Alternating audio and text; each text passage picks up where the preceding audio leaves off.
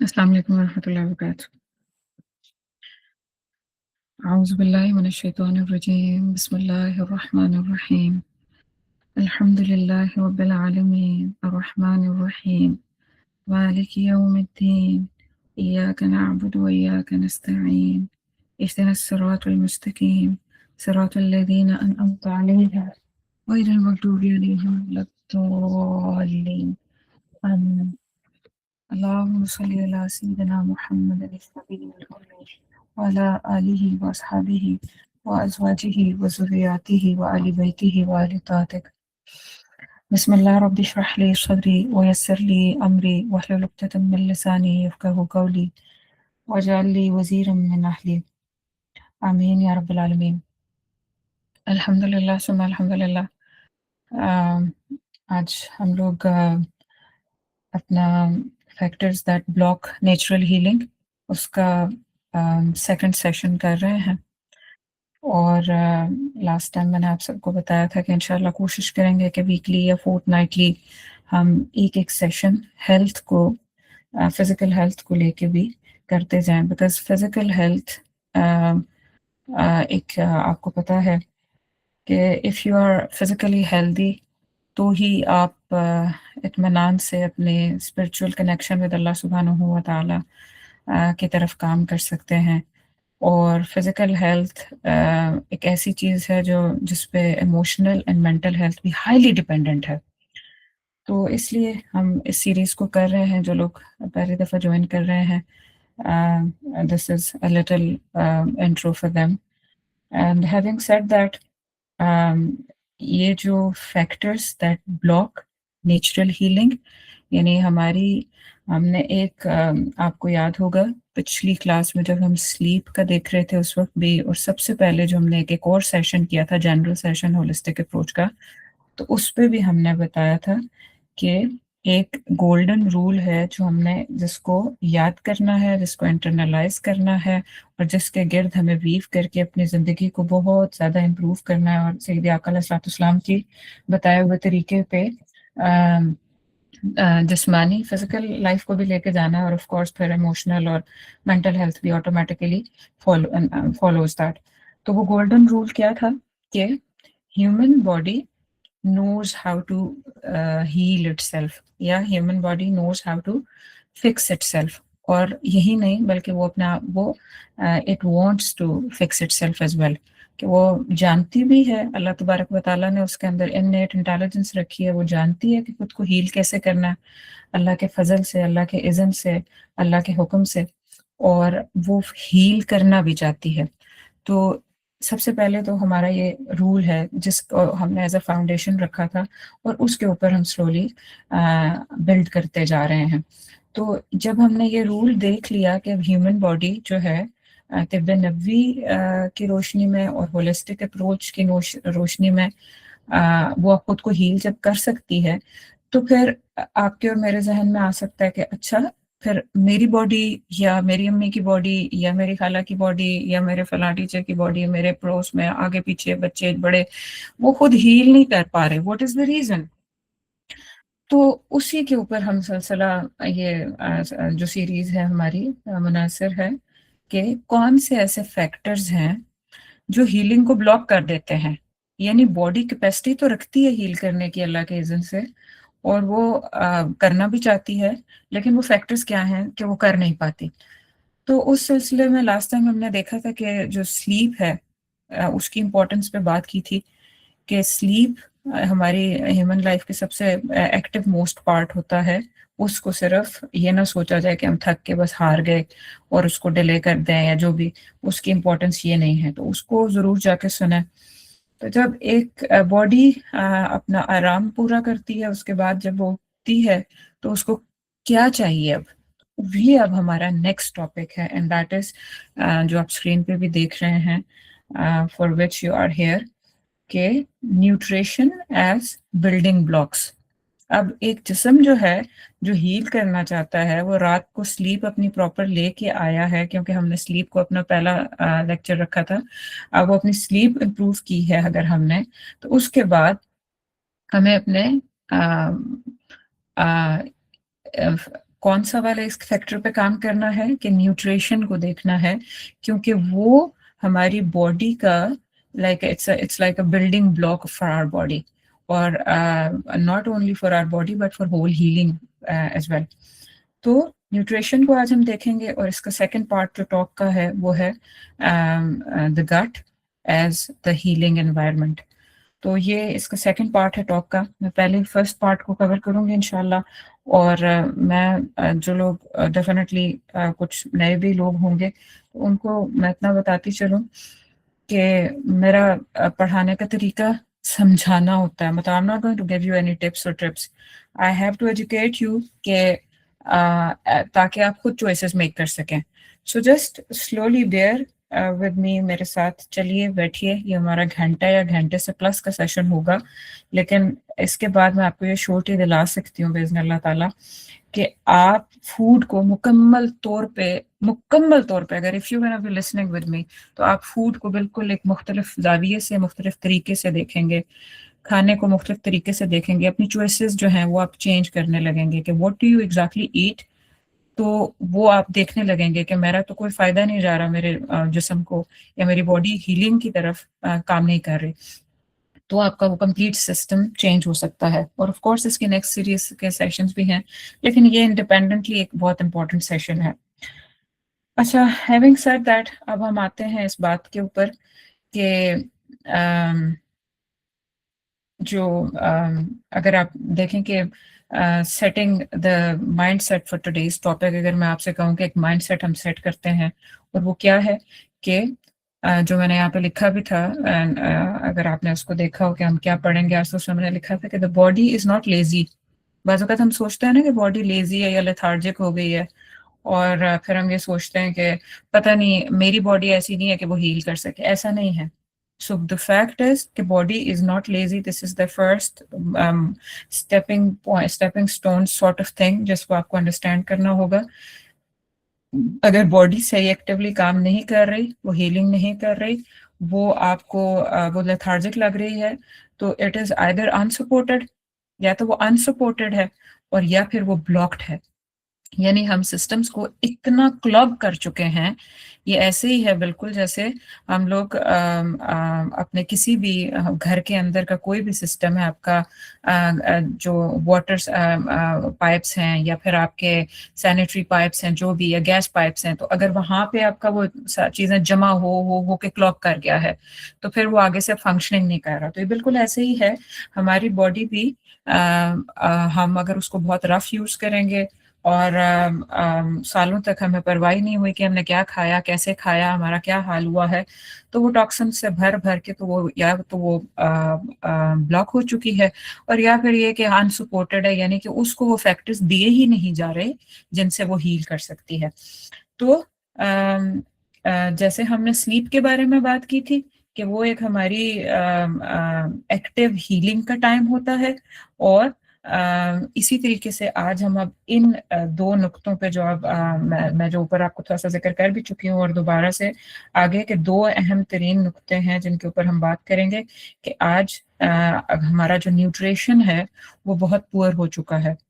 हमारा जो फूड है वो यूँ समझें कि न्यूट्रिशन लेस है, और जब फूड के अंदर प्रॉपर न्यूट्रिशंस नहीं हैं, तो वो लैक ऑफ बिल्डिंग ब्लॉक, यानी हमारी जो कंटिन्यूस हमारे अंदर वो जो एक बुनाई हो रही है, हमारी चीज़ें कंटिन्यूस चल रही हैं, फंक्शनल हैं, तो कंटिन्यूस हमारे इस जिस्म को यूँ समझें कि वो हमें ब्लॉक्स चाहिए होते हैं उसके अंदर के सिस्टम्स को बिल्ड करने के लिए, बनाने के लिए, रीन्यू करने के लिए, कंस्ट्रक्शन करने के लिए, सारे सिस्टम को रन करने के लिए।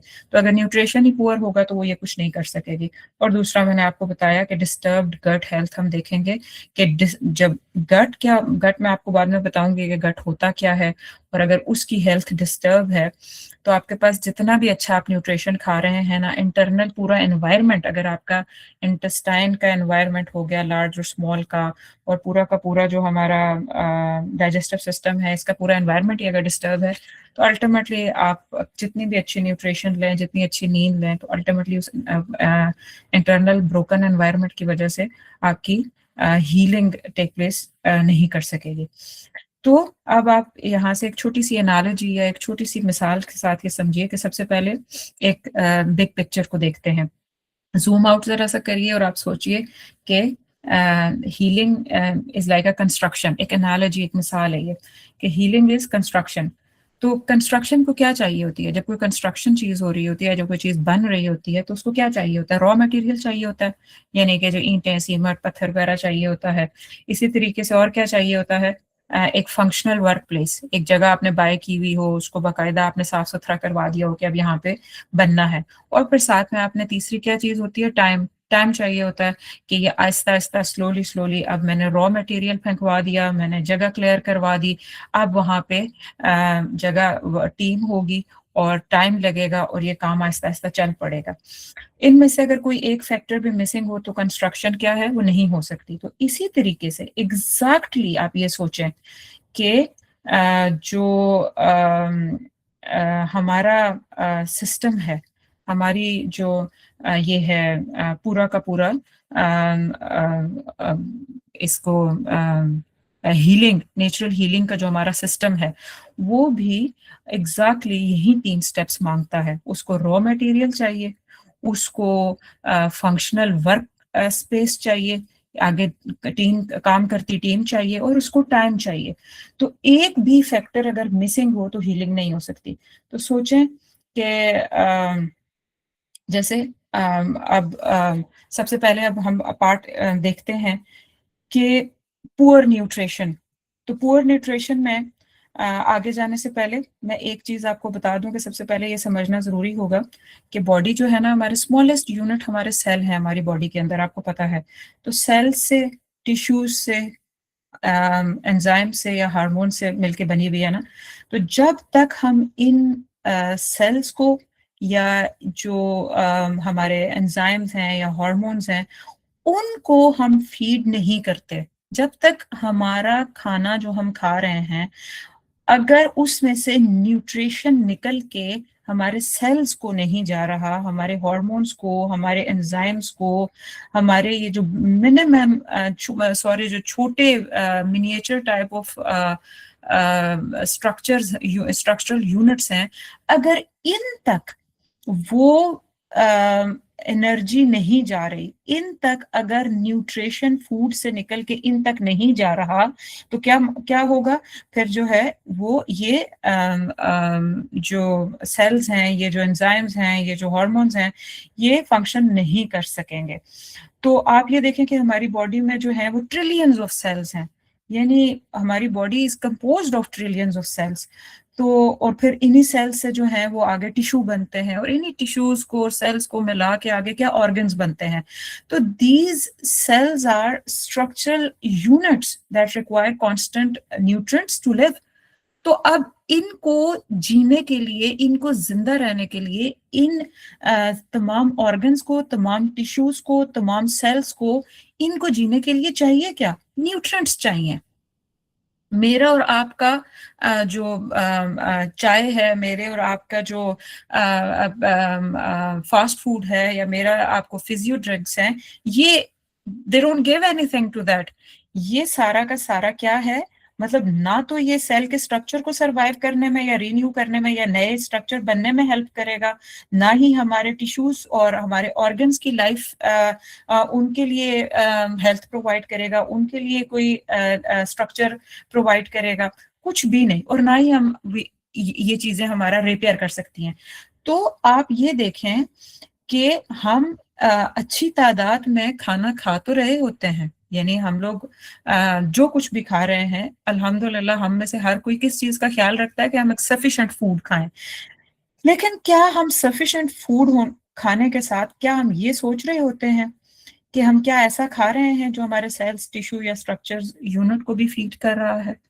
ये एक सवाल है जो आपको अल्टीमेटली सोचना होगा। और इसका जो वन लाइनर है, जो आपको लिखना भी चाहिए, और लिखना आपको इसको एक्चुअली अपने कहीं ना कहीं लिख के लगाना चाहिए, so that you understand at deeper level के मॉडर्न डाइट्स फीड हंगर। यानी जितनी भी मॉडर्न डाइट्स हैं वो किस चीज को फीड कर रही है? वो हंगर को फीड कर रही हैं, भूख को फीड कर रही हैं, नॉट हीलिंग। वो हीलिंग को फीड नहीं कर रही, वो हमारे जो ये स्मॉलेस्ट स्ट्रक्चरल यूनिट्स हैं जिन से बुनियादी तौर पे हमारा एक एक ऑर्गन, एक एक टिश्यू, एक एक वो बना हुआ है उन सेल से, उन तक हमारा यूजुअली ये वाला जो हम मॉडर्न फूड है या मॉडर्न डाइट है हमारी, वो उस तक उसका कोई फायदा नहीं जा रहा, उस तक उसका न्यूट्रिशन नहीं जा रहा।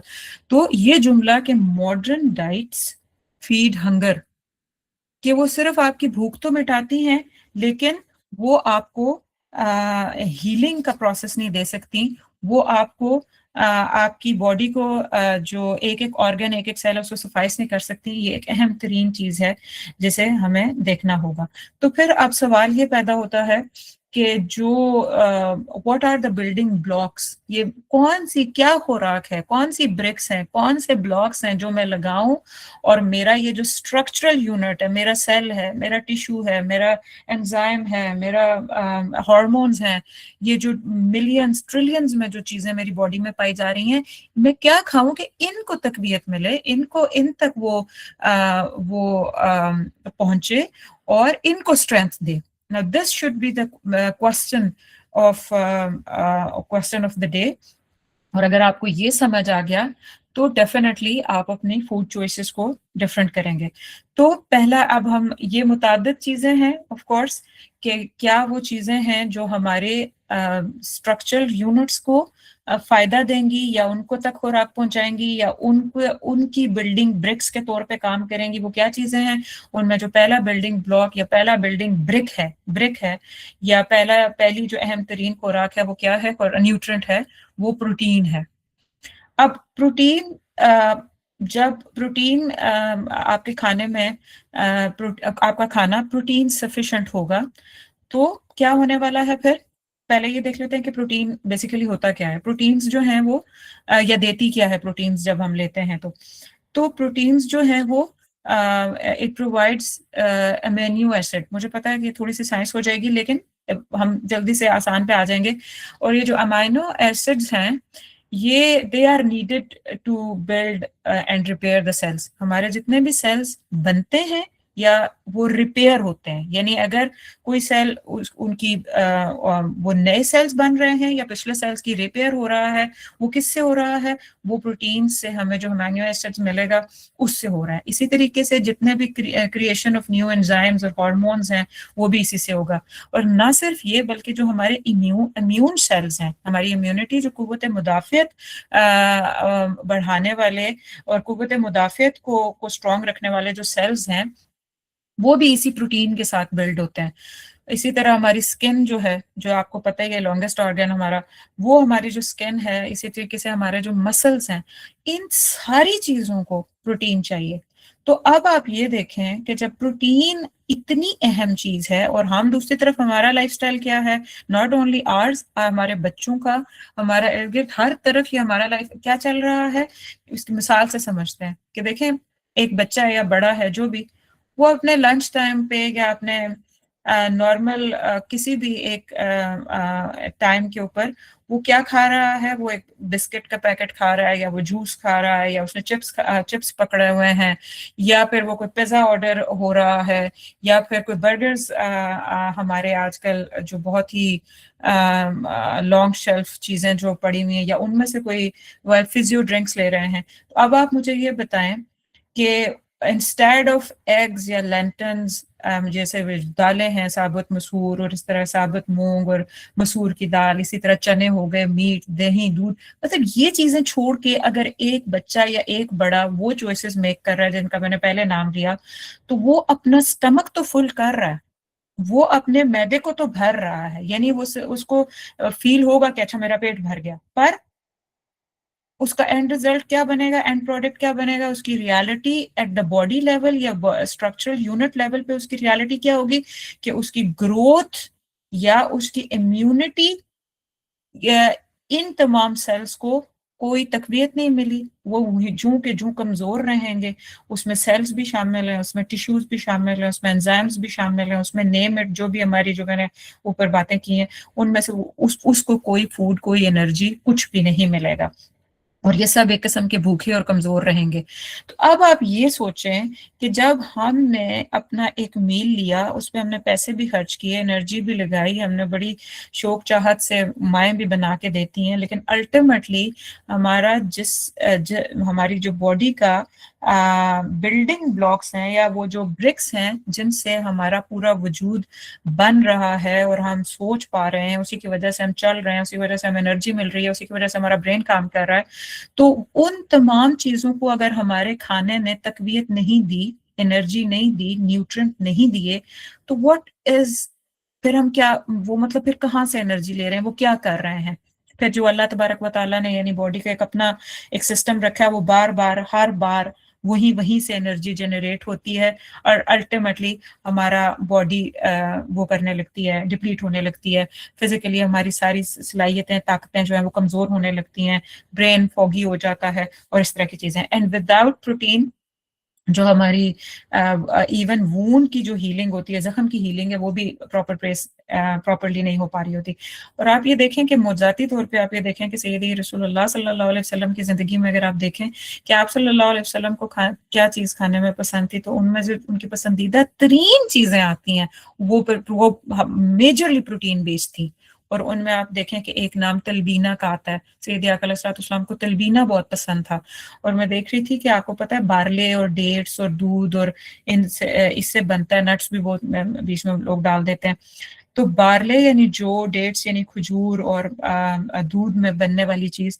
तो बार्ले बजाते खुद जो है उसमें नॉर्मली अगर उसमें और कुछ भी बहुत ज्यादा ना डाला जाए तो तकरीबन 15%, 100 ग्राम में उसकी जो 15% जो एक 100 ग्राम सर्विंग में है वो प्रोटीन है।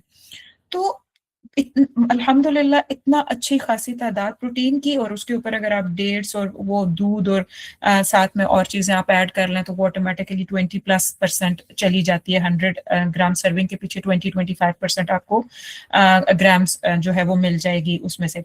इसी तरीके से सैयद रसूलुल्लाह सल्लल्लाहु अलैहि वसल्लम का आपको एक और फेवरेट फूड आपको पता है, वो सुरीद बहुत शौक से खाते थे कि वो गोश्त और कद्दू और उसका जो ब्रॉथ के साथ, शोरबे के साथ बीच में थोड़ी वो रोटी डाल के उसको भिगो देना, और वो जो की रोटी होती थी। तो उसमें अब मीट आप देख लें, वो प्रोटीन रिच है। उसके बाद उसके अंदर चीजें कुछ और जो डली हैं, वो उसका जो ब्रॉथ बन गया वो प्रोटीन रिच, और प्लस बार्ले की रोटी के साथ वो अक्सर लेते थे उसका सुरीद, तो वो भी अगेन। तो ये कितना हैवीली, तो अब आप ये देखें कि हम हमारी लाइफ से ये चीजें हम, अब we are not making such choices, हमें सिर्फ बीमारी के इर्द गिर्द कुछ इस तरह की चीजें समझ आती हैं, या अदरवाइज हमने जो फूड का टेस्ट डेवलप कर लिया है या हम फर्दर डेवलप कर रहे हैं, और अपनी नस्लें भी उसी तरफ हम चला बैठे हैं एक्चुअली ऑलरेडी। और जब बाहर जाएं तो एंजॉयमेंट के नाम पे करें, तो घर में बने तो वो सारा का सारा फूड क्या है, वो सारा का सारा फूड स्टमक फिलिंग तो जरूर हो सकता है, लेकिन वो ग्रोथ और इम्यूनिटी को कमजोर करने वाली चीज है, वो उसका हीलिंग के साथ कोई ताल्लुक नहीं है। तो वो फूड इन अदर वर्ड्स हमारा क्या कर रहा है, वो फूड हमें कर रहा है, हीलिंग को ब्लॉक कर रहा है, हीलिंग की तरफ बॉडी को जाने से रोक रहा है। बॉडी की फिक्सेशन की जो कैपेसिटी है उसके रास्ते में आके ये फूड खड़ा हो जाता है, और एक बार, दो बार, 10 बार, 20 बार, 50 बार खाने से पूरा का पूरा इंटरनल एनवायरनमेंट, जो गट एनवायरनमेंट है, वो खराब हो जाता है। उस पर हम बाद में बात करते हैं।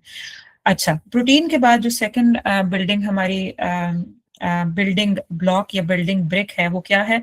यानी एक जब हमने ये बात की ना कि जो न्यूट्रिशन है उसके उसके उसके तहत हमारी जिस्म की जो बॉडी की बिल्डिंग होती है, तो उसमें पहली जो बिल्डिंग का ब्लॉक हमने प्रोटीन देखा। अब सेकंड हमारी बॉडी का जो बिल्डिंग ब्लॉक है वो क्या है? ये मिनिएचर लेवल तक जो हमें एनर्जेटिक करने वाला, हमें तकवीत देने वाली वो क्या चीज़ है? वो हेल्दी फैट्स हैं। मैंने जो पहले लेक्चर में भी आपको याद होगा जिक्र किया था, जब हम सीरीज का बिल्कुल पहला, आज से कोई 1.5 महीने पहले मैंने बताया था कि फैट्स से हमें बहुत ज्यादा डराया गया है। It's like a paid agenda. पिछले 30, 40, 50 साल, 50 साल होने को हैं या 40 साल तकरीबन, इसके अंदर ये पेड एजेंडा किया गया कि फैट्स को हमें उससे डराया गया है, फियर ऑफ फैट डेवलप किया गया है हम लोगों के अंदर।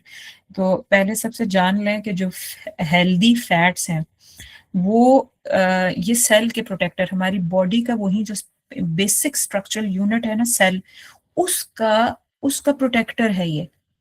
तो ये क्या करता है, जब हम अच्छा हेल्दी फैट लेते हैं तो healthy fats build cell membrane. मैंने पहले भी आपको बताया था कि सेल मेम्ब्रेन बनाता है और हमारे ब्रेन का जो टिश्यू है उसको बिल्ड करता है और हमारे हार्मोन्स को जो है वो बैलेंस करता है।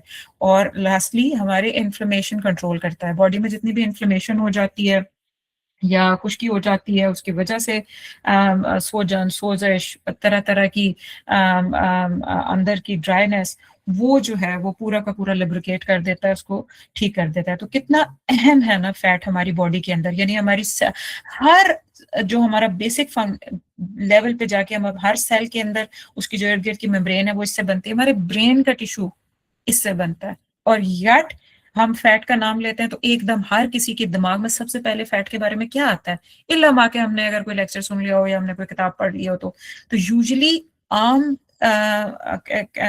हमारा हाल आम तौर पे ये हो चुका है कि हम फैट के नाम से घबराते हैं।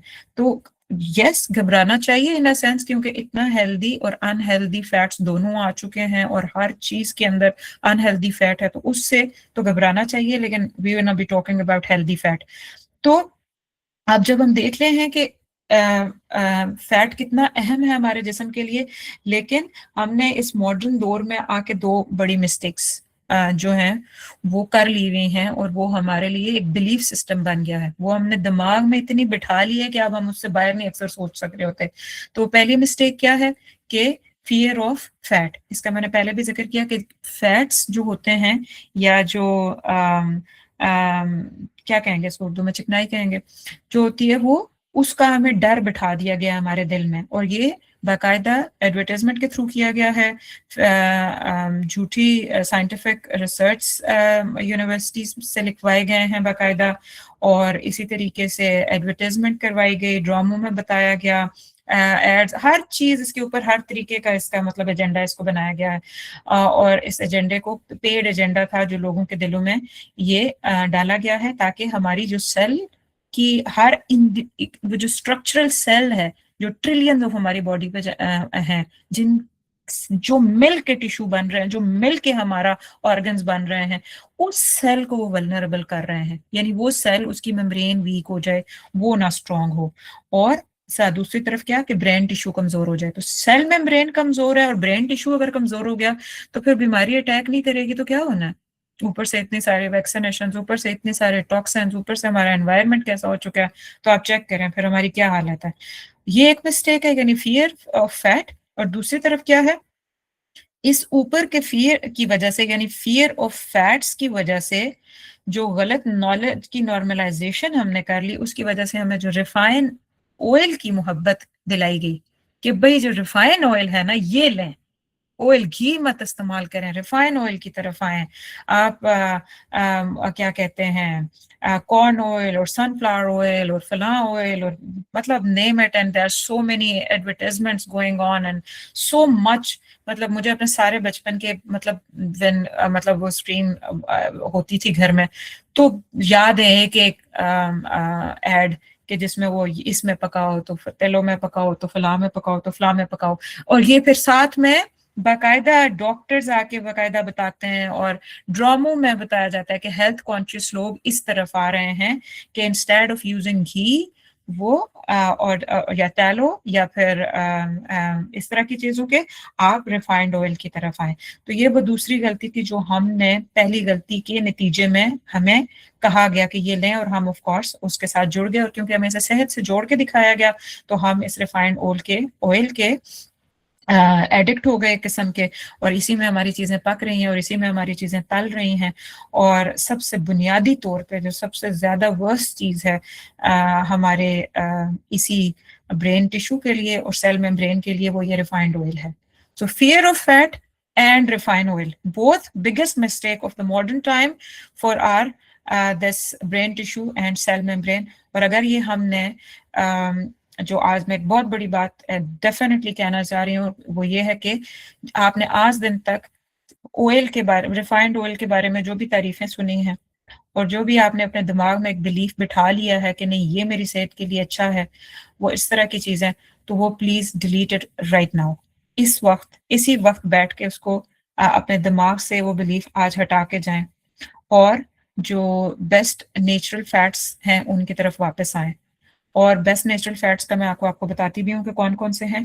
और अगर आप इसको बताने से पहले एक आखिरी चीज इस पॉइंट के ऊपर के result of leaving good fats, हमारा रिजल्ट क्या हुआ गुड फैट्स को जो हमने छोड़ दिया। गुड फैट्स मैं अभी बताती हूँ कौन कौन से हैं, लेकिन हमारा जो हम रिफाइंड ऑयल की तरफ आए और गुड फैट्स को छोड़ने का नुकसान क्या हुआ कि सेल बिकम, जो हमारे सेल्स हैं वो बिकम फ्रजाइल, बहुत ही उनकी वो जो ब्रेन है वो कमजोर हो गई है, और हमारे सेल ओवरऑल कमजोर हो गए हैं, और इन्फ्लेमेशन रहती है बहुत ज्यादा। और क्या कहते हैं, हर तरह की बीमारी जो है आपको पता ही है कि वो इन्फ्लेमेशन जो है वो उसकी जड़ है, खुश्की उसकी जड़ है। कैंसर तक की इवन जो डॉक्टर्स अब जो बहुत ज्यादा जिस पे बात कर रहे हैं कि खुश्की एक्चुअली जो अंदर बहुत बढ़ जाती है, वहीं से कैंसर सेल पनपता है। तो हमारे अंदर, हमारी आंतों के अंदर, हमारी बॉडी के अंदर, हमारे जॉइंट्स के अंदर हर तरीके की इन्फ्लेमेशन और खुश्की अब बैठ चुकी है, जम चुकी है। And the reason is that we have वो जो हमारी बॉडी की फैट न्यूट्रिएंट जरूरत था, हम उसे लुब्रिकेशन चाहिए थी, उसको ब्रेन टिश्यू के मेकिंग के लिए चाहिए था हेल्दी फैट, वो हमने डर के नाम पे एक तो कम इस्तेमाल करना शुरू कर दिया, ऊपर से यूज भी कौन सा कर रहे हैं, वो जो जहर मौत है। तो वापस आइए कुरान और सुन्नत में, आप देखिए कि हमें कैसे मिलता है कि सैयद आका अलैहिस्सलाम क्या यूज करते थे। आप देखें कुरान में वत्तीन व जैतून, जैतून की कसम खाई गई है। ऑलिव ऑयल की तरफ वापस आइए। इसी तरीके से आप तैलों की तरफ वापस आइए। तैलो क्या होता है, वही जो चर्बी, आज भी आपको पता है कि जो ठंडे इलाके हैं, नॉर्दर्न एरियाज, इस तरह के लोग, वो बड़े बड़े यॉक्स और बड़े बड़े जो एनिमल्स हैं उनकी पूरे पूरे वो चर्बियां वो करते हैं, और इसी तरीके से भेड़ की चर्बियां भी निकाल के वो उसी को मेल्ट करके वो यूज करते हैं। That's the best thing you can give to yourself for ये महंगी भी नहीं है, आप खुद भी बना सकते हैं, और आप यूट्यूब के इतने सारी चीजें भरी पड़ी हुई हैं इसके ऊपर, आप देख लें कैसे बनाते हैं, और ये सस्ती भी है। और आप ये हार्मोनल बैलेंस के लिए this is the best thing that you can do with yourself. And not only this, आपके स्किन के जितने इश्यूज हैं, आपकी एक्नी है, इतने ये problem, but this is the best thing that you can give yourself वल्लाही। और आप अगर आपको लगता है कि ये एटलीस्ट हम डायरेक्ट रोटी पे तो नहीं डाल के खा सकते, तो भाई आप खानों के लिए तो उसको कर सकते हैं ना, खानों के लिए, सालनों के लिए उसको बनाएं, बजाय इस रिफाइंड के उसको उसको इस्तेमाल करें। और फिर ये कि बाकी आप वही वापस नेचुरल फार्मूले की तरफ जाएं, देसी घी यूज करना शुरू करें। और देसी घी हुआ, कोकोनट ऑयल हुआ, फिर बाहर जो लोग रहते हैं वो एवोकाडो ऑयल आपको पता है बहुत कॉमन है, तो ये चीजें यूज करें। ये सनफ्लावर ऑयल, ये कॉर्न ऑयल, ये वेजिटेबल्स के नाम यूज कर करके जो ये रिफाइंड ऑयल्स के नाम रखे हुए हैं ना, ये सब झूठ है, ये धोखा है, ये सबसे बड़ा धोखा है। इसको अपने घर से गायब करिए। और नॉट ओनली दिस, जो आप नट्स भी यूज करिए, जैसे उनके थ्रू भी हेल्दी फैट्स मिलते हैं, अगर उनका ऑयल भी मिल जाए तो अच्छी बात है, वॉलनट हो गया। इसी तरीके से जो फ्लैक्स सीड ऑयल है वो भी बहुत अच्छा है, बस थोड़ी तासीर देखनी होती है कि कौन सी चीज, कुछ चीजों की तासीर गर्म होती है, कुछ की ठंडी, हर बंदा हर चीज नहीं इस्तेमाल कर सकता। पंपकिन सीड्स बहुत मुतदिल हैं, उनको आप यूज कर सकते हैं, लेकिन पंपकिन ऑर्गेनिक देसी सीड्स लीजिए, क्योंकि उनके बहुत ज्यादा हाइब्रिड आ रहे हैं। वो जो ग्रीन कलर का पंपकिन सीड मिल रहा है ये हाइब्रिड है, रिसेंटली समबडी टोल्ड मी। इसी तरह आमंड वो यूज करिए, उसका ऑयल्स जो हैं। तो वो ये चीजें हैं जो आप प्लीज इन चीजों की तरफ आइए। इसी तरीके से फिर अब हम तीसरी चीज की तरफ आते हैं कि हमारा जो nutrition as building block of healing. तो न्यूट्रिशन, और कौन सा न्यूट्रिशन है जो हमारी इस बॉडी के लिए ब्रिक के तौर पे काम करेगा, बिल्डिंग ब्लॉक की तरह काम करेगा, वो वाइटामिन एंड मिनरल्स हैं। वाइटामिन एंड मिनरल्स को देखते हैं कि ये स्विचेस का काम करते हैं। वाइटामिन और मिनरल्स है ना, ये स्विच का काम करते हैं, ये हीलिंग को प्रोसेस करते हैं। ये हीलिंग को यूं समझें कि हीलिंग प्रोसेस को एक्टिवेट करते हैं। मिसाल के तौर पे आयरन को देख लें, आयरन जो है वो ऑक्सीजन की डिलीवरी करती है, ऑक्सीजन डिलीवर कर कर हर ऑर्गन तक डिलीवर करेगी, जहां जहां उसे जरूरत है, दिल को जरूरत है, दिमाग को जरूरत है, दिमाग को ऑफ कोर्स सबसे ज्यादा जरूरत होती है, तो वहां तक डिलीवर करने में आयरन का सबसे इंपॉर्टेंट रोल होता है। जिंक को ले लीजिए, जिंक जो है वो इम्यूनिटी एंड वूंड हीलिंग करता है, जो जख्म हो जाता है उसकी जो हीलिंग होती है उसको जिंक जो है वो हेल्प आउट करता है, और इम्यूनिटी को बूस्ट करने में जिंक हेल्प आउट करता है। मैग्नीशियम को देखें, कॉमन है, सबको पता होगा, मैग्नीशियम क्या करता है, वो रिपेयर करता है और रिलैक्सेशन करता है। जैसे मसल्स बहुत ज्यादा बाजू का क्रैम्प्स पड़ते हैं ना, तो आपको डॉक्टर, आप जाएं, और फीमेल्स के साथ ज्यादातर ये होता है कि लेग्स में क्रैम्प्स पड़ रहे हैं, क्या करें, अच्छा आपका मैग्नीशियम चेक करवाएं, मैग्नीशियम लो होगा, वैसे भी मैग्नीशियम ले लें। तो ये जो वाइटामिन एंड मिनरल्स हैं, इनके बारे में आई वॉन्ट से मच, लेकिन मैं इतनी सी बात जरूर कहूंगी कि मुझे लगता है कि सुभान अल्लाह व बिहम्दी सुभान अल्लाह अज़ीम, this is one of the best thing you can do with yourself, कि आप प्लीज, आप अगर परचेज करना चाहते हैं तो आप सेल्टिक सॉल्ट परचेज करिए, और अगर वो कोई नहीं करना चाहता तो पिंक हिमालयन सॉल्ट, पाकिस्तानी जो हमारा घेोड़ा वाला नमक की जो काने हैं, अल्लाह मुबारक, अल्हम्दुलिल्लाह, वो तो आपको पता ही है ना कि दुनिया में हार्डली इस तरह की एक आध कोई और जगह है या दो जगह है, उसके दूसरा नंबर है, शायद एशिया में सबसे बड़ी है। तो पिंक हिमालयन सॉल्ट अगर आप यूज करते हैं तो इसके अंदर तकरीबन 70 to 75 76 मिनरल्स पाए जाते हैं, और वो मिनरल्स हैं जो हमारी बोन के मिनरल्स भी वही स्ट्रक्चर हैं। सबसे एक और बुरा और गलत एजेंडा हमें क्या बताया गया है, पेड एजेंडा, कि बोन सिर्फ कैल्शियम से बनी हुई है। भाई बोन सिर्फ कैल्शियम से नहीं बनी हुई, बोन के 80+ मिनरल्स से बनी हुई है। तो इस नाम पे हमें सिर्फ दूध पिलाते रहते हैं और कैल्शियम की गोलियां देते रहते हैं, this is another biggest of the लाई। लगती ही नहीं है, वो उसने जाना ही, पहुंचना ही नहीं होता वहां तक, क्योंकि वो उसका मेथड ही ठीक नहीं है। तो वो कैल्शियम की गोलियों के नाम पे जो कोई जो कुछ भी लेता है, प्लीज वो छोड़ दीजिए। और जो रियलिटी देखिए कि बोन जो हमारी है, बोन्स या टीथ जो हमारे हैं, उनका 80 to 86 या 80 to 90 के कह लें, चलें सेफ साइड के, इतने मिनरल्स से बने हुए हैं, ठीक है। वो मिनरल्स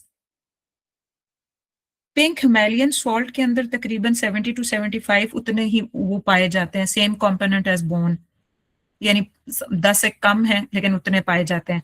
और सेल्टिक सॉल्ट के अंदर सिर्फ 6-7 कम है।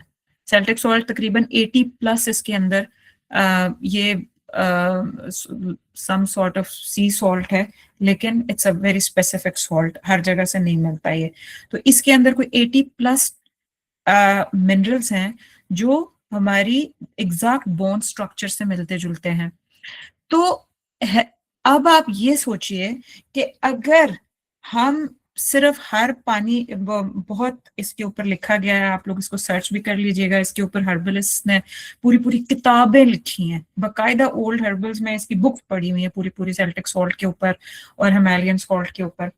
तो वो क्या कहते हैं कि आप पानी जब भी पिए, और ये जो जो लोग बारबरा ओनील को सुनते हैं तो उन्होंने उसको भी बहुत बोलते हुए, उनको भी बोलते हुए सुना होगा कि पिंक सॉल्ट का, आप जिस तरह चीनी के दाने होते हैं ना कोरस, इस तरह का अगर आप थोड़ा मोटा मोटा वो उसको दरदरा ले लें या कुटवा लें खुद, या जिस तरह कर लें, तो आप वो जुबान पे रख के उसके 2 दाने, एक दाना, 3 छोटे छोटे दाने, बिल्कुल छोटे छोटे, वो आप लेके, और जैसे आप जुबान के साथ रख के उसे, तो हल्का सा जैसे आपने मूव किया जुबान को तो वो आहिस्ता आहिस्ता मेल्ट होने लगता है, और फिर आप उसके साथ पानी पिए। तो एक तो ये कि वो मिनरल्स जैसे ही आपके एब्जॉर्ब होना शुरू, जैसे ही आपके टंग पे उसको टेस्ट पता चलेगा, तो वो जो उसमें से पोटेशियम है और मैग्नीशियम है, तो वो एक एक, जैसे ही वो पानी आप पिएंगे उसके बाद, तो हमारा जो पानी है वो, आपको मैंने पहले भी बताया कि डेड हो चुका हुआ है, बिल्कुल डेड वाटर पीते हैं हम।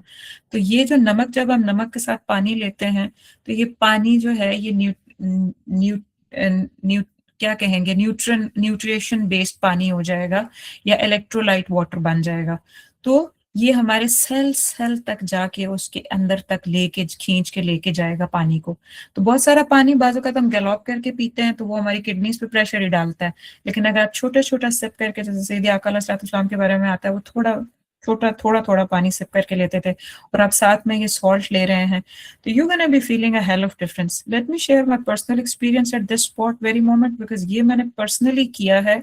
पिछले 2-3 महीने से मैं ये कंटिन्यूस यूज कर रही हूँ। एक दिन में तकरीबन 3-4 बार, 3 बार मिनिमम, मतलब 2-3 बार तो कहीं नहीं गया हुआ, ये सॉल्ट में यूज कर रही हूँ। और मेरे कुछ पिछले 2 महीने पहले तक एक सवेयर किस्म का एक मसला था मेरे साथ, ये एक मोलर टीथ में, और अल्हम्दुलिल्लाह वो, I don't know how come it happened, लेकिन रिजॉल्व हो गया। और मुझे अब यही फॉर श्योर है कि क्योंकि मैं उस साइड पे ही अक्सर सॉल्ट को वो मूव कर रही होती हूँ, तो मुझे लगता है कि उसकी वहां से हीलिंग हुई है। एक दूसरा क्या हुआ है कि इस लेक्चर को प्रिपेयर करते हुए जब मैं ये सोच रही थी कि ये जो मैग्नीशियम है ये रिपेयर करता है रिलैक्सेशन, तो मुझे याद आया कि this is a personal data, but just for your betterment, just for your, आप इसको सोचें कि मतलब कोई कर रहा है तो उसको फायदा भी हो रहा है और आप इसको एक्सपीरियंस करें। I am just sharing that कि मुझे ये क्रैम्प्स का जो इशू है ना, और बहुत सिवियर किस्म का होता है, शदीद किस्म का, इतना कि मतलब समटाइम्स मेरे आंसू निकलते हैं उस दर्द से। तो मुझे याद आया कि पिछले 1-1.5 महीने से मुझे कोई क्रैम्प्स नहीं है, लिटरली नहीं है, क्योंकि ये मैग्नीशियम रिच सॉल्ट है। तो जस्ट यूजिंग दिस सॉल्ट, सुबहान अल्लाह व बिहम्दी सुबहान अल्लाह अज़ीम, मैंने अपनी मसल रिलैक्सेशन को नोट किया है। मैंने अपनी और क्लैरिटी से मैंने अपना जो मोलर टीथ का शदीद प्रेशर बिल्ड हुआ हुआ था, और उसका मेरा एक्सरे भी पड़ा हुआ, शदीद प्रॉब्लम था, इसलिए उसका प्रेशर बिल्ड होता था, मुझे करवाना ही था उसका काम, लेकिन कुछ पोस्टपोन्ड हो रहा था। बट नाउ इट्स नो मोर। मैं ऑयल पुलिंग भी वैसे करती हूँ, लेकिन पिछले 1 महीने से मैं ऑयल पुलिंग नहीं कर सकी।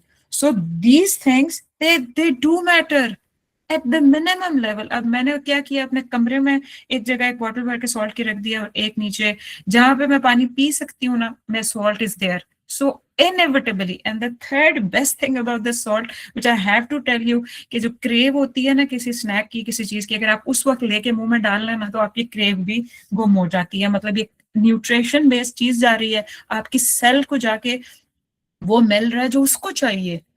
तो वो हमारी क्रेविंग जो होती है ना, स्नैक क्रेविंग इस तरह की कोई होती है, वो भी यू नो उससे भी आप काबू पा सकते हैं। बस there are lot of other things as well, but ये फिर मेरे पर्सनल एक्सपीरियंस बेस्ड चीजें हो जाएंगी, so I still have to go tell you lot of things. सो ये बातें हुई अबाउट विटामिन्स एंड मिनरल्स। तो अगर आप विटामिन और मिनरल बेस्ड चीजें ले रहे हैं, तो यस, आर बॉडी और उसकी जो हीलिंग प्रोसेस है वो इन्हीं से एक्टिवेट होता है, इनसे एक्टिवेट होता है। इनको प्रायोरिटाइज करिए। हमारे बच्चों के फूड में, हमारे फूड्स में ये चीजें होनी चाहिए। और फिर लास्ट जो not last but second last है, बिल्डिंग ब्लॉक 4, वो क्या है, या बिल्डिंग ब्रिक नंबर 4 वो क्या है, वो वाटर है। हमें भी पता है, सारों को पता है कि वाटर जो है वो ट्रांसपोर्ट सिस्टम है। आपके पास सारा कुछ है, लेकिन अगर आप ट्रांसपोर्ट, बॉडी के दरमियान ट्रांसपोर्टेशन आसान नहीं है, एक जगह से दूसरी जगह तक चीज लेके जा नहीं सक रही, एक ऑर्गन से दूसरे ऑर्गन में जाते हुए डिलीवरी कौन करवा रहा है, वो ट्रांसपोर्ट सिस्टम है, वो वाटर करवा रहा है। ट्रांसपोर्ट सिस्टम सारा वाटर के पास है। तो वाटर जो है वो डिलीवर न्यूट्रिएंट्स की डिलीवरी करवाता है, वो वेस्ट को रिमूव करवाने में हेल्प करता है, वो डाइजेशन में हेल्प करता है, सपोर्ट करता है वो। और मतलब you can say so many things about it. और मेरे नजदीक जो मैं ऊपर बात बता चुकी हूँ कि वाटर विद सॉल्ट, आप न्यूट्रिशन, पानी हमारा, हमारा पानी जो इस वक्त हम दुनिया में किसी जगह पे भी पी रहे हैं, इल्ला माशाअल्लाह के जो लोग बिल्कुल स्प्रिंग वाटर पी रहे हैं और उन्हें पता है अल्हम्दुलिल्लाह सुम्मा अल्हम्दुलिल्लाह कि जमीन के किसी बहुत अच्छे हिस्से से पानी निकल के आ रहा है, उनकी मैं बात नहीं कर रही। लेकिन जिनको पानी सप्लाई हो रहा है, वो फ्लोराइड के जो कि फ्लोराइड और पता नहीं कौन कौन सी चीजें क्लोराइड, सॉरी क्लोराइड, और पता नहीं दो तीन और कोई केमिकल्स डालते हैं उसकी क्लीनिंग प्रोसेस के लिए। तो वो उसकी जो हीलिंग प्रॉपर्टीज होती है ना पानी की, वो जो एक जिंदा पानी होता है, जो इलेक्ट्रोलाइट बेस्ड पानी होता है, जो आपको न्यूट्रिएंट वो होता है, वो मुकम्मल तौर पे खत्म हो चुका है, नहीं है वो पानी हम लोगों तक घर के, जो घर में सप्लाई होता है पानी उसके अंदर। तो हम डेड वाटर पीते हैं और वो न्यूट्रिशन लेस है। तो just add a salt and it's an electrolyte water. Electrolyte को पढ़ लीजिएगा जाके क्या है। इलेक्ट्रोलाइट इज, अगर आप खरीद के लेके पिए तो मतलब इट्स हैवी थिंग, और आपको टैबलेट्स उसकी मिलेंगी और उसके साथ एनर्जी बूस्ट होती है। उसके बजाय सिर्फ नमक पानी में डाल लें या नमक मुंह में रख लें, जो भी कर लें, लेकिन this will improve the cell life. every single cell of your body gonna enjoy this, and it वो अपनी जिंदगी जिएगा, और फिर वो जिंदगी जिएगा तो आपके टिश्यूज जिंदगी जिएंगे, आपके टिश्यूज जिएंगे तो आपके ऑर्गन्स जिएंगे, ऑर्गन्स जिएंगे तो फिर आप अल्हम्दुलिल्लाह हशाश बशाश होंगे जिस्मानी तौर पे, और अल्लाह हर एंगल से भी करे, आमीन।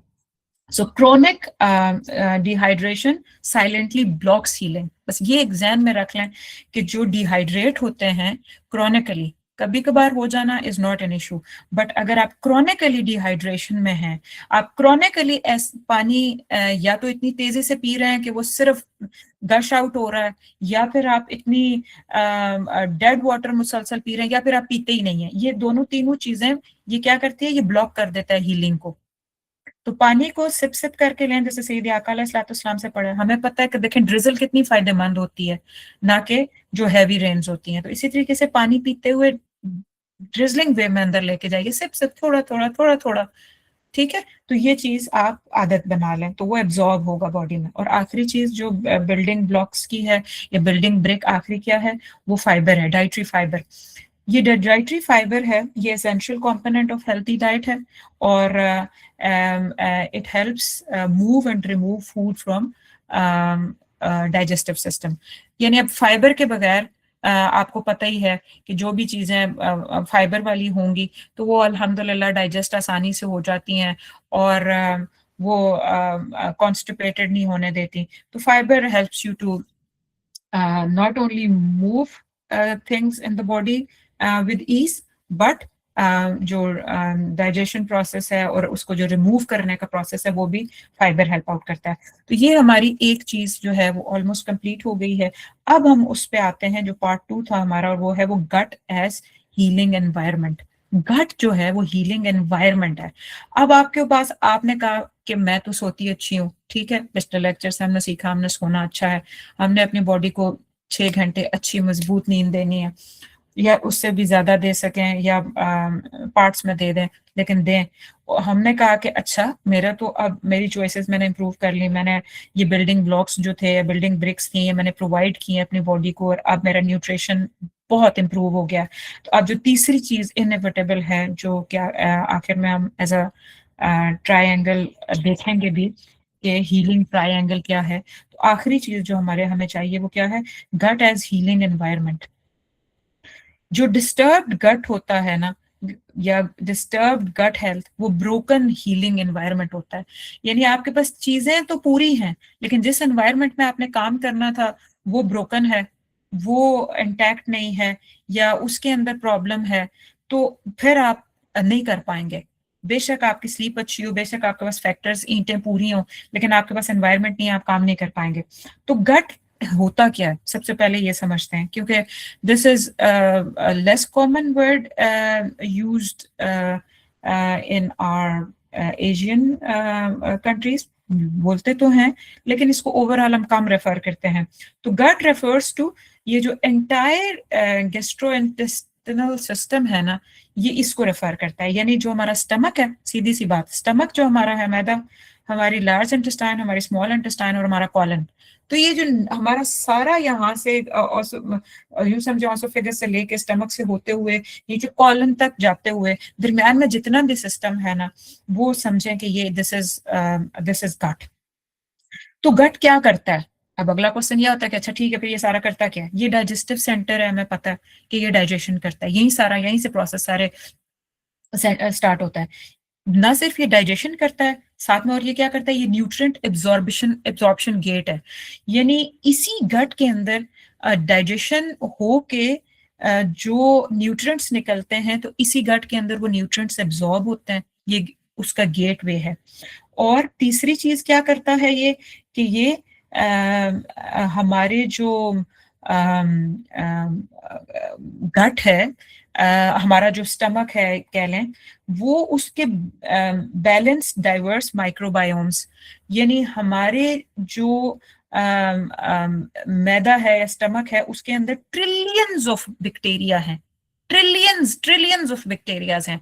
तो उन बैक्टीरियाज में से ये मैनेज करता है, अगर इसको अच्छा एनवायरनमेंट, अच्छी सारी सिचुएशन डेवलप हुई भी है अंदर के एनवायरनमेंट में, तो वो ये मैनेज क्या करता है कि बेनिफिशियल बैक्टीरिया जो कि प्रोबायोटिक्स भी कहलाते हैं, जो बेनिफिशियल बैक्टीरियाज हैं उनको हार्मफुल बैक्टीरिया से हमेशा उनका अपर हैंड रखे, ये हमारा हेल्दी गट कर रहा होता है।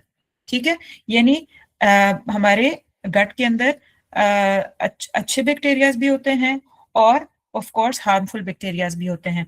तो अगर एक हेल्दी कंडीशन ऑफ गट है ना, तो उसके अंदर जो हेल्दी और अच्छे या बेनिफिशियल बैक्टीरिया है उनकी तादाद हमेशा ज्यादा होगी, और जो हार्मफुल बैक्टीरियाज है उनकी तादाद कम होगी।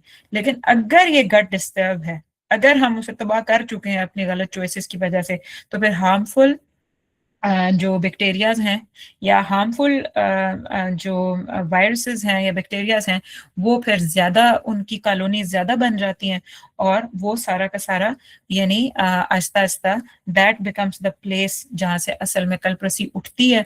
और फिर हमारा कोई चीज, फिर जो कुछ भी हम कर रहे हैं, अच्छा से अच्छा खाए ना वो लगता है, अच्छा सोए ना वो पूरा होता है। कहते हैं ना बाज लोगों के बारे में, बड़ा अच्छा खाते हैं, अच्छी पूरी नींद लेते हैं, लेकिन हमेशा थके रहते हैं, इन्फ्लेमेटेड है बॉडी, सेंसिटिविटी बहुत ज्यादा है, मूड डिस्टर्ब रहता है।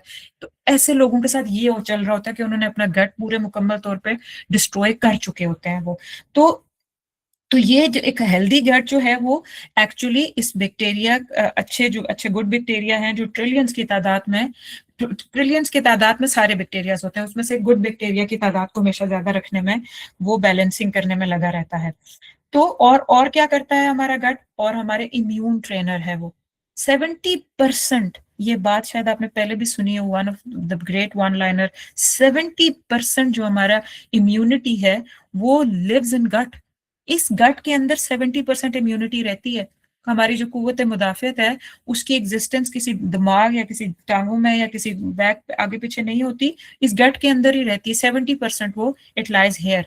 अगर ये ठीक है तो आपकी इम्यूनिटी मजबूत है, अगर ये नहीं ठीक तो आप जो कुछ कर लें आपकी इम्यूनिटी वही 30-40% से ऊपर नहीं जाने वाली। और कुव्वत मुदाफियत अगर स्लो डाउन हो जाए तो आपको पता ही है कि फिर इंसान की सेहत किधर पहुंच जाती है। और लास्टली ये ब्रेन कम्युनिकेटर भी है, गट ब्रेन कम्युनिकेटर है, यानी इसको सिर्फ डाइजेस्टिव सिस्टम या डाइजेस्टिव सेंटर या फिर इसको न्यूट्रिएंट एब्जॉर्बेंट ना समझा जाए, ये ब्रेन कम्युनिकेटर भी है। So this is very important. So when the gut is disturbed, अब किसी का gut disturb है, फिर क्या क्या होता है? तो पहली चीज हम ये देख लेते हैं कि what damages the gut। ये देखने से पहले कि गट डिस्टर्ब होता है तो होता क्या है, पहले उसका लॉजिकल पार्ट ये आता है कि डैमेज क्या क्या चीज करता है गट को। तो फिर यहाँ से पता चलेगा कि मैं और आप ऐसी चॉइसेस बना रहे हैं, क्या काम कर रहे हैं ऐसा जिससे गट जो है वो हमारा डैमेज हो रहा है। तो पहली चीज क्या है, व्हाट डैमेजेस द गट। उसमें पहली चीज पुअर स्लीप, इसको हम कवर कर चुके हैं इसलिए मैं इसको पहले बयान कर देती हूँ। पुअर स्लीप, अगर आप आपको पता है, अगर आपने स्लीपिंग का सेशन नहीं लिया तो जाके दोबारा सुन लीजिएगा कि स्लीप जब हम करते हैं और टाइमली प्रॉपरली स्लीप करते हैं, अपनी स्लीप मेरिडियन का स्लीप बॉडी क्लॉक को हम ठीक चला रहे होते हैं, तो क्या होता है कि हमारी उस टाइम पे क्लीनिंग हो रही होती है, बॉडी की, ब्रेन की क्लीनिंग प्लस रिफ्रेशिंग हो रही होती है। अब अगर हम सोए ठीक नहीं, तो बॉडी की क्लीनिंग नहीं हुई, ब्रेन की क्लीनिंग नहीं हुई, वो रिफ्रेश नहीं हुए, तो फिर आप देख लें कि फिर आस्ता आस्ता 1 दिन, 2 दिन, 10 दिन, 50 दिन, 30 दिन, और ये करते करते स्लीप पुअर होने की वजह से आप सफर करने लगते हैं। और सबसे पहले इस सफरिंग का जो रिजल्ट आता है वो गट क्या होता है, वो डैमेज होना शुरू होता है। स्ट्रेंज है ना कि खाने की कोई चीज नहीं, आपकी स्लीप ठीक नहीं है और आपका गट डैमेज हो रहा है। तो अब आप पहले इस बात को हाईलाइट कर लें कि this is what is happening. Second, हमारी 4 फूड चॉइसेस, 4 चीजों को लिख लें प्लीज। एक, हमारा रिफाइंड फ्लावर, आप लोग हो सकता है फ्लोर कहते हो, फ्लावर बैरर, रिफाइंड फ्लावर, ये जो रिफाइंड आटा है या हाइब्रिड आटा या मिक्स हुए हुए जो आटे हम इस्तेमाल कर रहे हैं, दिस इज मतलब बहुत ही बुरे हालात हैं। वो अब गट को हमारा गट इस hybrid plus processed plus pesticide स्प्रेस plus what not in चीजों को अब बेयर नहीं कर पा रहा। और हमारे घरों में एशिया के अंदर 3 दफा या 2 दफा रोटियां ही बनती हैं, लेकिन अब हमारा गट उसको नहीं ले पाता।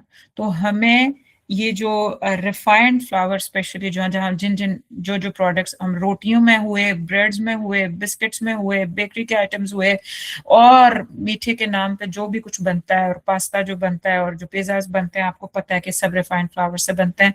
And now this is very significant point कि how much you are consuming it. तो उसको मिनिमम के ऊपर लेके आए और रिफाइंड से उसको होल मील के ऊपर लेके आए, और होल मील से भी कहीं पता करें कि आपको हाइब्रिड सीड के बजाय कहीं अगर प्रॉपर मिले तो उसकी तरफ लेके आए। और सावर डो आपको पता है एक चीज होती है जिसमें लाइव कल्चर और बैक्टीरिया होता है, अगर वो बनाना शुरू करें तो दैट समथिंग रियली नाइस। उसके बाद जो है excess sugar, excess refined sugar, excess भी और रिफाइन भी।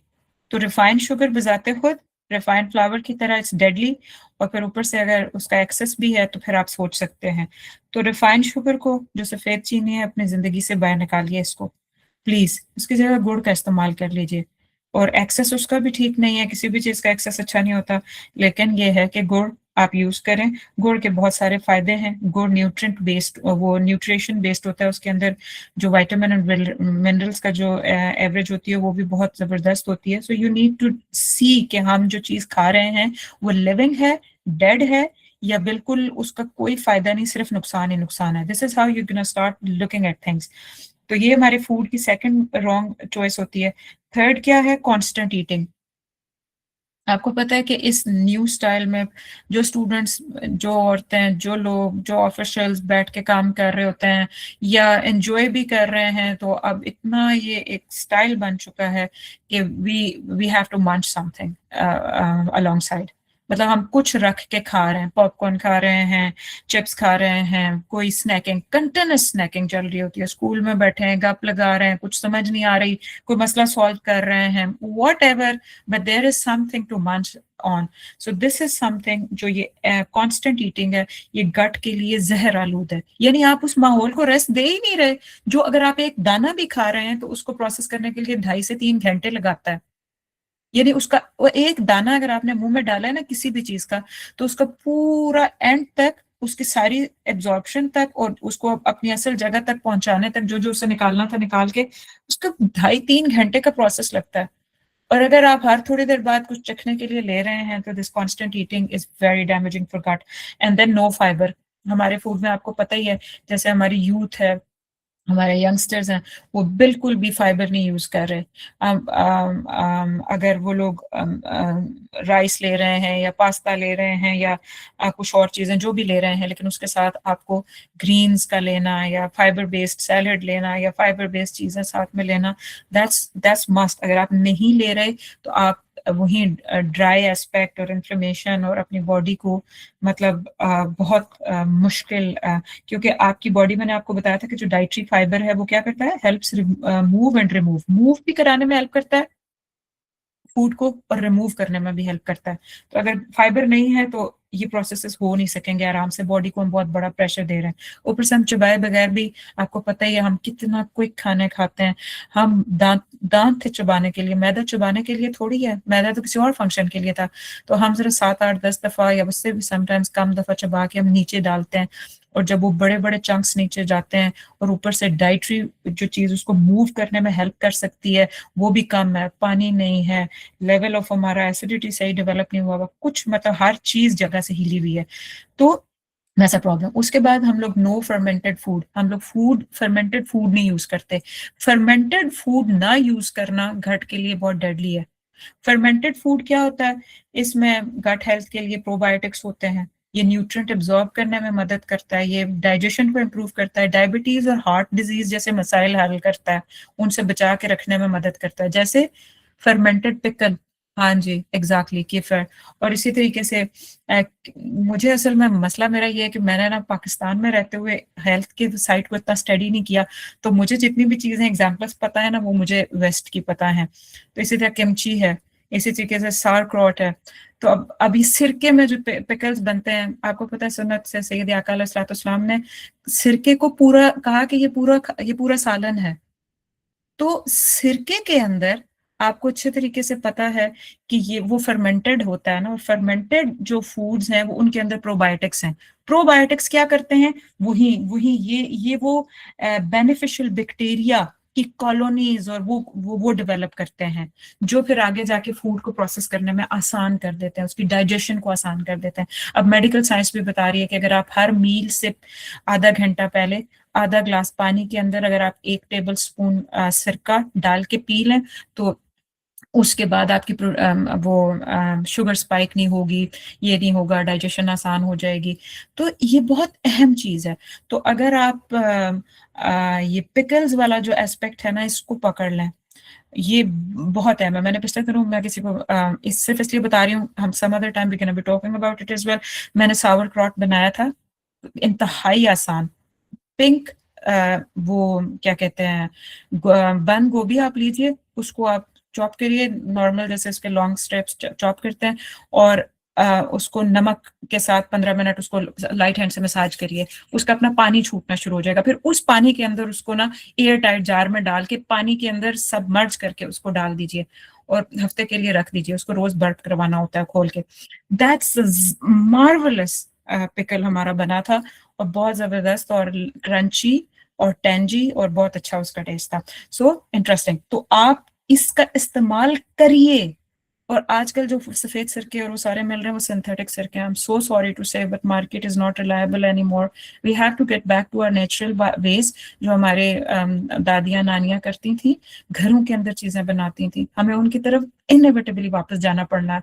हम नहीं मार्केट पर रिलाई कर सकते, हम नहीं इन एड्स पे, टीवी के कमर्शियल से, ड्रामों से, इस साइंटिफिक पेपर से हम और चीजें नहीं सीख सकते, हम अपनी जिंदगी नहीं तबाह कर सकते। नमक भी उनमें से एक चीज है। इन्होंने हमारा पिंक हिमालयन सॉल्ट छुड़वा छुड़वा के तो टेबल सॉल्ट पे लेके आए थे, और table salt is just sodium chloride. तो उससे फिर बीपी जो है पूरी पाकिस्तान का इतना बढ़ा है कि सोचें आप जरा। तो ये वो चीजें, that's what wrong choices we are making. उसके बाद नेक्स्ट जो गट को चीज खराब करती है, मैंने आपको 5 चीजें बताई हैं। छठी चीज है क्रॉनिक स्ट्रेस। क्रॉनिक स्ट्रेस जो है, इसके ऊपर मैं पूरी अलग एपिसोड करूंगी, इसलिए आई am not touching it here. Chronic stress एक बहुत बड़ा मसला है। तो डेफिनेटली इसकी वजह से मेंटल इलनेसेस, इसकी वजह से इमोशनल, ये ऑफ कोर्स ये इमोशनल क्रॉनिक इमोशनल स्ट्रेस ही है। इसकी वजह से फिजिकल और गट हेल्थ जो है वो तबाह हो जाती है। तो will be doing it another time इंशाल्लाह। फ्रीक्वेंट एंटीबायोटिक्स गट हेल्थ, गट के अंदर गट को डिस्टर्ब करने वाली, गट को डैमेज करने वाली क्या चीज है वो ये देख रहे हैं। और उसमें आखिरी चीज जो मैं आपको बता रही हूँ वो क्रॉनिक सॉरी फ्रीक्वेंट एंटीबायोटिक्स या फ्रीक्वेंट ड्रग टेकिंग है। ड्रग से मुराद मेडिकल मेडिसिन टेकिंग। तो ये जो एलोपैथिक मेडिसिन है, रिमेंबर ये एंटीबायोटिक्स या एलोपैथिक मेडिसिन जो है, ये सारी केमिकल सब्सटेंसेस होते हैं। सबसे पहले आप ये जान लें, मैंने पहले भी एक दफा बताया था। And many of them are very harmful of course. And chemical and medicine interfere with normal bodily function and brain communication या फिर नर्वस सिस्टम। यानी जो केमिकल हम ये जो खाते हैं ना इतने शौक से, पैरासीटामोल भी उठा के खा लेते हैं, और इससे लेके बड़े एंटीबायोटिक तक और इंजेक्शंस तक, जो कुछ भी हम सारा कुछ ले रहे हैं, एक तो ये जाने कि ये केमिकल है सारा कुछ। तो केमिकल जब बॉडी के अंदर जाता है तो बॉडी के अपने केमिकल रिएक्शंस एक्शंस चल रहे होते हैं, तो ये सबसे पहले उनकी इंटरफेरेंस करता है। तो बाहर से एक चीज जाके इंटरफेरेंस करती है बॉडी फंक्शंस को और ब्रेन कम्युनिकेशन, नर्वस सिस्टम को। तो नतीजा क्या निकलता है? Long term and short term बीमारियां, इलनेसेस, और वाइटल ऑर्गन्स जो हैं हमारे वो स्लोली डैमेज होना शुरू हो जाते हैं। ये जिन लोगों को बहुत शौक होता है ना, हम सारों को मेरे समेत, पहले अब नहीं लेकिन मुझे भी होता था कि हम बच्चों को भगा के लेके जाते हैं, जरा सी बुखार हो जाए, जरा सा नजला हो जाए, खुद नजला हो जाए, शॉट्स लगवा के आए, एंटीबायोटिक लेके आए, रेशा हो गया।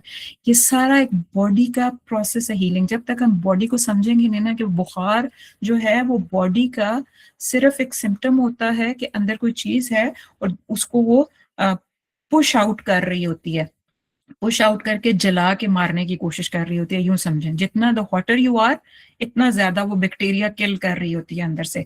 तो ये मतलब जैसे मैं इंशाल्लाह एक एपिसोड इस पे करूंगी कि हम कौन कौन सी बीमारियों को प्लीज वो बीमारी ना समझें, वो बॉडी का नेचुरल हीलिंग प्रोसेस है। इसी तरीके से जब रेशा निकलता है तो उसको कर्म समझें। अब तो रेशे हमारे बंद हो गए हैं, तो ये चीजें ना मत भागा करें डॉक्टरों के पास, उसका नेचुरल ऑल्टरनेट ढूंढिए कि मैं घर में रह के कर सकूं। क्योंकि the moment you rush to the doctor, he or she gonna write you the chemical this prescription based medicine, और उसके बाद आप वो खाएंगे और आप अपना बॉडी का जितना भी नॉर्मल बॉडीली फंक्शन है, जो हार्मोन्स और एंजाइम्स का और जो हमारे न्यूरॉन्स की जो वो चल रहा है सारा कुछ, वो सब डिस्टर्ब हो जाता है। और सबसे बढ़ के हमारा नर्वस सिस्टम, हमारी जो ब्रेन कम्युनिकेशन है बॉडी के साथ, वो डिस्टर्ब होती है। और फिर हमारा इन्हीं और मेन ऑर्गन्स हमारे इनकी वजह से डैमेज होना शुरू होते हैं। वो ब्रेन है, हार्ट है, लिवर है, किडनी। अब keeping this and in your brain के अच्छा, मैं जो ये केमिकल्स, मैं जो ये मेडिसिन लिखवा रही हूँ व्हाइट कोट से, जिस पे हम इतना ट्रस्ट करते हैं, मसीहा समझ के जाते हैं, और वो लिख के देते हैं जो जिनमें उनका मार्जिन ज्यादा होता है, जिनको उनको परसेंटेज ज्यादा मिलती है। तो ये जो मैं भाग भाग के जा रही हूँ, doctors are not only to blame, I am to blame as well, because I am running and rushing to them as well. Why don't I see कि आज से 50 साल पहले मेरी मेरी दादी, या 100 साल पहले मेरी परदादी, what she used to do जब कान का दर्द होता था, जब आंखों में से कंजक्टिवाइटिस हो जाता था, या फिर ये हो जाता था, या दर्द होता था, या इन्फ्लेमेशन हो जाती थी, पैर मुड़ जाता था, क्या होता था उस वक्त। इमरजेंसी वेज में आप जाएं, जरूर कहीं जाएं, लेकिन अगर ऐसे मिसाइल जो आप कंट्रोल कर सकते हैं, तो आप अपने किचन से, अपनी किचन कबर्ड से आप करिए उसका इलाज, सीखिए इस बात को, और हम इस पे इंशाल्लाह बात करते रहेंगे। तो जिसका एंड ये है कि हमारा ब्रेन डैमेज हो रहा है, जिसका एंड ये हमारा हार्ट, लिवर, किडनी डैमेज हो रही है, वो इलाज कैसे हो सकता है। So once gut is damaged, then what happens. ये डैमेज के हमने बता दिए कि डैमेज कौन कौन सी चीजें डैमेज करती हैं, और जब डैमेज हो जाता है तो फिर क्या होता है, हमारी न्यूट्रिएंट्स की जो एब्जॉर्प्शन है वो पुअर हो जाती है, लीकी गट जिसे कहते हैं। और आपको पता है कि मैंने इसको सफर किया है, मैंने couple of very worst things I have suffered in last few years, और मुझे पता है कि लीकी गट होना और न्यूट्रिएंट्स का एब्जॉर्ब ना होना और बॉडी में कांस्टेंट इन्फ्लेमेशन होना, और फिर सबसे बढ़ के ये कि आपको ये अंदर सब कुछ जब शुरू होता है आपको पता नहीं चलता। आपको पता तब चलता है जब आपके ब्रेन फॉग स्टार्ट होती है, आपको कोई चीज अच्छी नहीं लगती, जब आपके मूड स्विंग्स होते हैं, आप मूड हर वक्त आपका डिस्टर्ब रहता है, और किसी को पता तक नहीं चलता कि इसका मसले की बुनियाद गट के अंदर बैठी हुई है। जब आपकी फूड सेंसिटिविटीज डेवलप होती हैं कि आप कोई सर्टेन फूड खाते हैं तो आपको एलर्जी हो जाती है, जब आपको पता, जब आपकी इन्फ्लेमेशन, आपकी खाम खा की ड्राइनेस, खुश्की, आपके घुटनों में, जोड़ों में, जॉइंट्स में दर्द शुरू हो जाता है, और आप कहते हैं क्या हुआ, मतलब ये चीज हुई क्या है मेरे साथ, बीता क्या है। और इम्यूनिटी का 70% lives in gut, that's what I told you, और उसी की वजह से उसको हमने डिस्टर्ब किया, हमारी सारी इम्यूनिटी डिस्टर्ब होती है। और ये हमारी वो चीजें हैं कि न्यूट्रिएंट एब्जॉर्ब नहीं होता, हमारी फूड सेंसिटिविटीज बढ़ जाती हैं, ऑटो इम्यून पैटर्न, जिसके ऊपर किसी और दिन बात करूंगी, लेकिन वो उसकी भी जो इस पे बात हो रही है या जितनी कुछ, उसके बहुत ज्यादा जो जड़ें हैं वो इसके अंदर हैं, यानी हमारा गट जो है वो डैमेज हुआ हुआ है। तो अब और फिर इसी वजह से आप देखते हैं कि अगर आप मिसाल लें कि दो लोगों को आप अच्छा फूड खिला रहे हैं, एक को अल्हम्दुलिल्लाह वो हील करेगा, उसको अच्छा इफेक्ट देगा, उसको हेल्थ देगा, और दूसरे की बॉडी उससे रिएक्ट करेगी। तो ऐसे क्या हुआ कि एक साफ सुथरा अच्छा फूड और ये प्रॉब्लम आ रहा है, इसलिए कि उसका गट प्रॉब्लम में है, उसके गट, उसके जो बॉडी का नॉर्मल ह्यूमन फंक्शन था वो सारा का सारा डिस्टर्ब हो चुका है। और उसकी जो बॉडी की जो अपनी जो उसकी बेसिक फ्रीक्वेंसी थी या जिस तरीके से वो चल रही थी वो सारा का सारा अपनी जगह से सब कुछ हिल गया है. So the problem is not with the food, the problem is with the gut health of that person. तो यहाँ से हमें समझ आती है. तो हीलिंग की नीड है राइट गट एनवायरनमेंट. अगर आपका गट लीकी हो, अगर आपका गट इस हाल तक आप पहुंचा चुके हैं कि उसको आपने ये जो जो ये चीजें आप सारी की सारी मैंने ऊपर बताई कि इससे गट डैमेज होता है, अगर आप ये कंटिन्यूस यूज कर रहे हैं तो फिर डेफिनेटली गट जो है वो शदीद डैमेज हो चुका है. और डैमेज होने के बाद ये सारे जो प्रॉब्लम्स हमने बताए ये होते हैं. तो ये एनवायरनमेंट हमें, ये हीलिंग के लिए ये राइट एनवायरनमेंट हमें चाहिए, क्योंकि हम हीलिंग के पढ़ रहे हैं ना कि what are the factors that block natural healing. तो गट एनवायरनमेंट वो एस्पेक्ट है जिसके ऊपर मैं आपकी तवज्जो दिलाना चाहती थी. यानी अगर आपकी स्लीप पूरी है, अगर आपके न्यूट्रिएंट इनटेक्स आपने बहुत बेहतर कर लिए हैं, इम्प्रूव कर लिए हैं, फिर भी अगर आपका एंटायर जो गट एनवायरनमेंट है अगर वो ठीक नहीं है तो आपकी हीलिंग पूरी टेक प्लेस नहीं करेगी. वो मतलब फंक्शनली ऑप्टिमम की तरफ नहीं जाएगी. थोड़ा बहुत शायद कुछ करने लगे लेकिन बहुत अच्छे तरीके से नहीं कर पाएगी.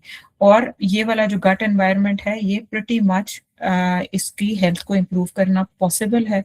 डोंट बी सैड और डोंट यू थिंक कि ये चीज़ नहीं हो सकती. नेक्स्ट इंशाल्लाह हमने अपने नेक्स्ट जो एपिसोड है might be in 1 week to 10 days time whenever उसमें करेंगे ये कि how to restore gut health naturally gut health को कैसे रिस्टोर करना है ये होने वाली है. और फास्टिंग एंड गट रीसेट इसके ऊपर, क्योंकि हमारा रमदान का महीना भी आ रहा है इंशाल्लाह. उससे पहले पहले मेरी पूरी कोशिश होगी कि मैं 2 एपिसोड्स करूं, क्योंकि इंशाल्लाह मेरा अपना भी इरादा बन गया हुआ है कि रमदान में definitely it's spiritual month, but क्योंकि हम लोग भी हमारे जिस्म बीमारी के गट बन चुके हैं, तो फास्टिंग के थ्रू हम गट को रीसेट कैसे करते हैं हम इसके ऊपर एक इंशाल्लाह सेशन करेंगे रमदान से पहले, ताकि हम लोग अपनी रमदान में इंशाल्लाह गट रीसेट की तरफ भी जाएं. तो ये सीखना जरूरी है क्योंकि healing happens when the environment is right.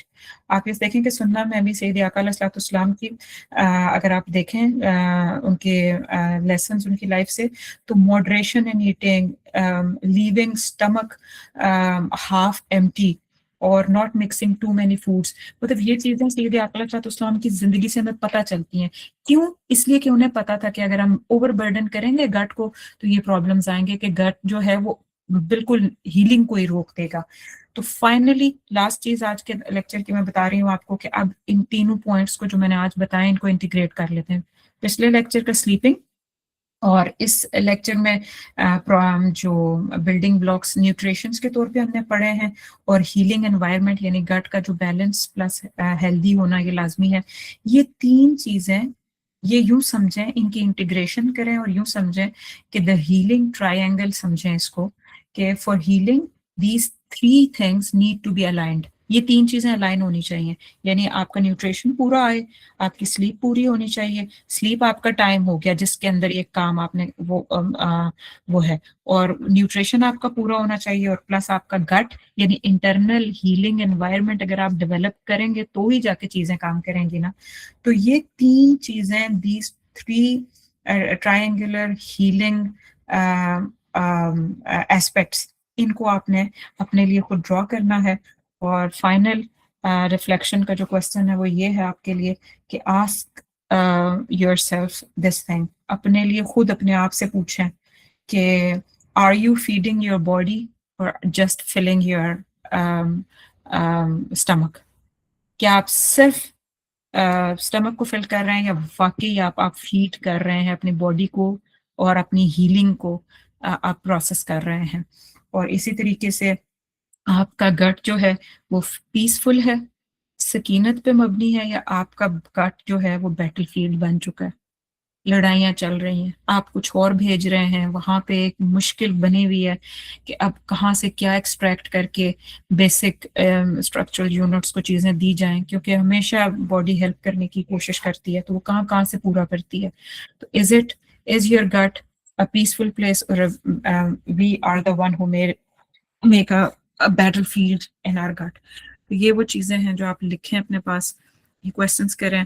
और मेरा 100% से भी ज़्यादा मानना है कि अगर हम लोग ये जो आज हमने चीज़ें की हैं, अगर हम इन पे आप गौर कर लें तो हमारी जो मेंटल हेल्थ है वो टू मैक्सिमम इम्प्रूव हो सकती है। Of course there are couple of other things जो हमने जिन पे बात करनी है, जैसे मैंने आपको पहले भी कहा कि हमने स्ट्रेस, इमोशनल स्ट्रेस या क्रॉनिक स्ट्रेस के ऊपर बात करेंगे। वो एक बहुत इंपॉर्टेंट फैक्टर है हीलिंग के लिए और मेंटल हेल्थ के लिए ऑफ कोर्स, और इमोशनल हेल्थ के लिए। लेकिन आज जितना हमने किया है ये फिजिकल हेल्थ के लिए तो है ही है, लेकिन ये मेंटल हेल्थ के लिए बहुत अहम है, बहुत अहम है। आपकी तमाम, आपकी 50 to 70% फॉगीनेस, कंफ्यूजन्स और मेंटल इलनेसेस जो भी सफरिंग्स है मेंटली, वो बेहतर हो सकती हैं और इमोशनली भी, अगर आप अपने इस फूड और अपने गट को इम्प्रूव कर लें। जज़ाकुमुल्लाहु खैर वासनुल जज़ा। फिर इंशाअल्लाह अल अज़ीज़ नेक्स्ट सेशन में मिलते हैं, और अगर आप लोगों का कोई क्वेश्चन है तो प्लीज़ लेट मी नो।